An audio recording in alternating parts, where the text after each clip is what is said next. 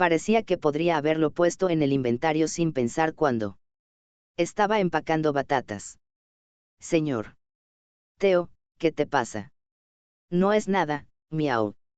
No hay problema, miau. Ante la pregunta de el qué, Theo respondió apresuradamente. No puedo mostrar ninguna debilidad a mis subordinados, miau. Soy el perfecto Theo, miau. Mientras Theo pensaba en cómo manejar la batata dorada, el que entró por la entrada de la ruta comercial que va del piso 60 al 50. 32. Capítulo 54, Evolución. Piso 75 de la torre. Oficina del presidente de la Asociación de Comerciantes Errantes. Mason, miembro de la tribu del zorro. Hannibal, presidente de la Asociación de Mercenarios Independientes. Miembro de la tribu tigre. Ioune, presidenta de la Asociación de Magos, miembro de la tribu de los Amster. Se han reunido los jefes de las tres potencias principales que influyen en todos los pisos de la torre. Han pasado 5 días desde que aparecieron las langostas rojas en el piso 67 de la torre. Según nuestra información, 2/3 del piso 67 han sido devastados por las langostas rojas. Actualmente, los hombres lagarto están defendiendo desesperadamente el punto de ruta. Mason transmitió la información que había recopilado. ¿Por qué no interviene el gran dragón negro? Ioune preguntó con voz preocupada. Honestamente, no lo sé. Pero no podemos simplemente esperar así. Esto podría provocar otra hambruna como la de hace 100 años.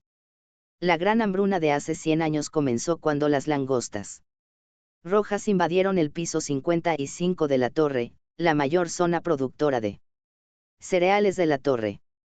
Ya había habido invasiones de las langostas rojas antes, pero el gran dragón negro siempre intervenía, por lo que los habitantes de la torre no lo vieron como un problema importante. Sin embargo, por alguna razón, el gran dragón negro apareció unas horas después de la invasión de las langostas rojas en esa época.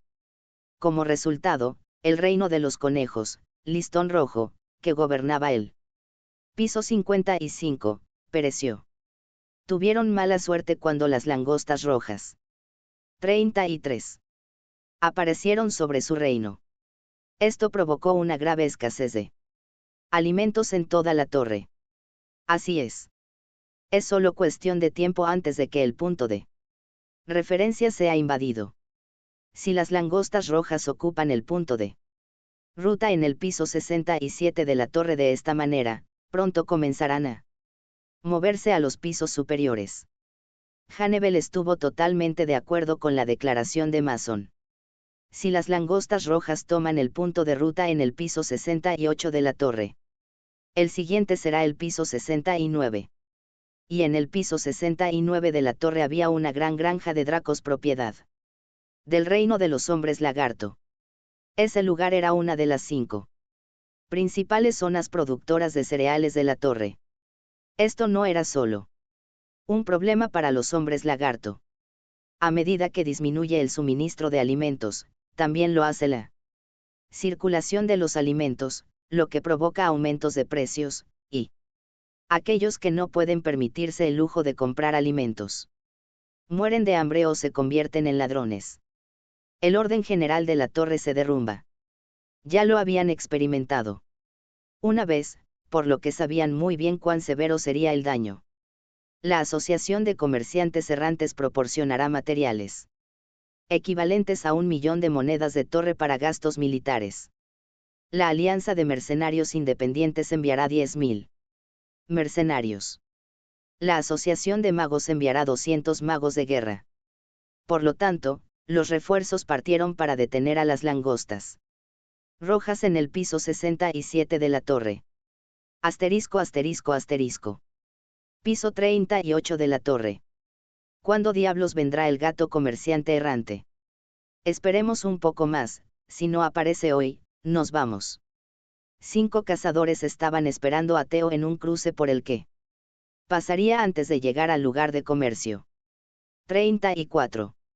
Eran secuestradores que pretendían capturar a Theo y encontrar la ubicación de la granja con los tomates cherry mágicos, ya que recientemente se vendían a un precio elevado.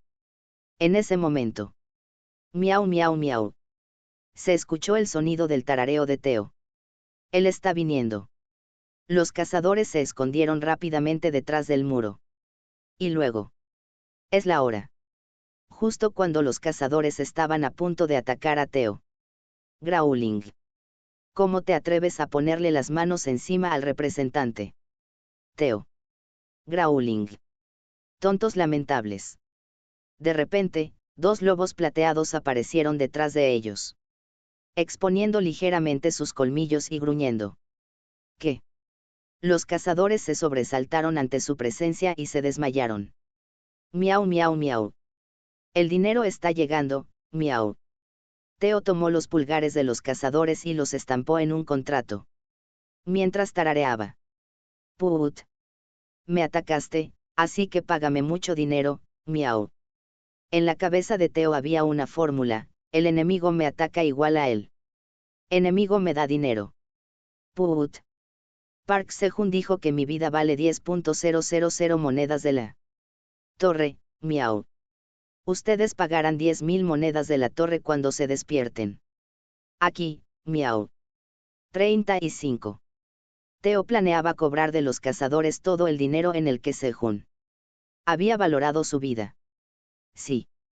Theo dejó a los cazadores con los lobos y movió los tomates cherry, que estaban en las bolsas de los lobos, a su bolsa. Hizo espacio en la bolsa comiendo algo de comida mientras viajaba. Bueno, entonces me iré, miau. Theo se mudó al lugar de comercio. Asterisco asterisco asterisco. Día 220 de quedar varado. MO. Finalmente, los ladrillos de barro terminados comenzaron a entregarse. Cerca de la cueva de Sejun. Bip. MO. Cada vez que el conejo arquitecto indicaba dónde colocar los ladrillos, los minotauros negros los colocaba allí. Y luego. Silbido. Sejun y los conejos grises untaron barro alrededor de los ladrillos, llenando los espacios entre ellos. En poco tiempo se completó el suelo de la casa, de unos 30 metros cuadrados. Y en el medio, colocaron ladrillos y los cubrieron completamente con ladrillos. La primera capa de ladrillos en la parte inferior era un espacio para hacer fuego. Sejun hizo un ondol, sistema de calefacción por suelo radiante coreano, en la casa. Uno podría preguntarse por qué es necesario un ondol en un lugar que no es demasiado frío, pero con un ondol, puedes eliminar la humedad dentro de la casa y sentirte extremadamente fresco después de sudar mucho en los días en que te sientes lento. 36.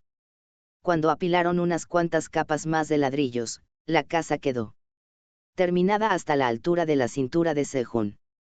Sin embargo, hubo una criatura que lo miró con insatisfacción. Kun. Era Quenji. La entrada de la casa era demasiado estrecha para que Quenji pudiera entrar. Papá ni siquiera me considera, quiero encogerme y entrar a la casa. También. Como Quenji se sentía triste. Silbido. El deseo de Quenji se hizo realidad y su cuerpo empezó a encogerse. Kun. Quenji miró su cuerpo encogido. Y luego. Kun. Quenji, que estaba emocionado, corrió hacia Sejun y se arrojó. Papá, me he encogido. Sin embargo. Golpear. Tos. Sejun sintió como si lo hubiera atropellado un camión grande y voló hacia el campo de cebollas verdes. Quenji había disminuido de tamaño, pero su peso seguía siendo el mismo. Si las cebollas verdes no hubieran absorbido el impacto, lo habrían lanzado mucho más lejos. Ruido sordo. Ruido sordo. Sejun, que parecía haber visitado momentáneamente el más allá, abrió los ojos sintiéndose un poco débil. Cohen. 37. Quenji se alegró de ver a Sejun abrir los ojos. ¿Qué te pasó? Preguntó Sejun, mirando al encogido Quenji. Se había vuelto tan pequeño como cuando Sejun lo vio por primera vez. Cohen. No sé. Me hice más pequeño. En ese momento. Sejun vio el cambio en el nombre sobre la cabeza de Quenji. Oso de miel gigante carmesí. Oso de miel. Quenji se había convertido en un oso de miel. ¿No puedes volver a crecer?, preguntó Sejun con ansiedad. Tenía el presentimiento de que sí. Quenji no podía volver a crecer, la madre oso gigante carmesí. Podría regañarlo y preguntarle qué le había hecho a su hijo. Podría provocar su muerte. Cohen. Quenji negó con la cabeza y volvió a su tamaño original. No, creció. Hasta los 5 volviéndose más grande que antes. Quenji se había encogido inconscientemente porque quería quedarse con Sejun y deseaba hacerse más pequeño. ¡Wow! Sejun se maravilló de Quenji que podía ajustar libremente su tamaño.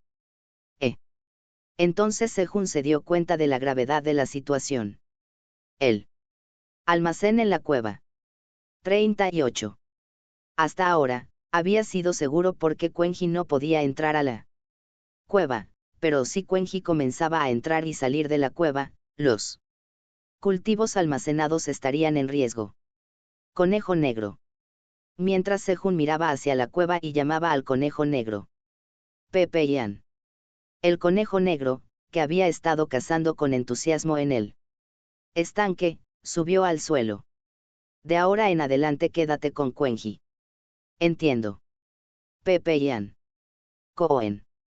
Ante las palabras de Sejun, respondieron enérgicamente y salieron corriendo alegremente. ¿A dónde van ellos? Sejun quiso decir que el conejo negro debería vigilar a Quenji, pero lo tomaron como un permiso para jugar juntos. Entonces, después de asignar al conejo negro la vigilancia de Quenji, Sejun bajó a la cueva para preparar el almuerzo. El menú de hoy consistía en calamares salteados picantes. Cuando Sejun bajó a la cueva, ya había 30 calamares, capturados y limpiados por el conejo negro, esperando en el estanque. Como siempre, el conejo negro era fiable. Chasquido, chasquido. Sejun cortó los calamares en trozos pequeños. Y cuando calentó la olla y puso el último trozo de grasa de anguila. SSSSS. La grasa se derritió, se convirtió en aceite y liberó un olor sabroso. Picar, picar, picar.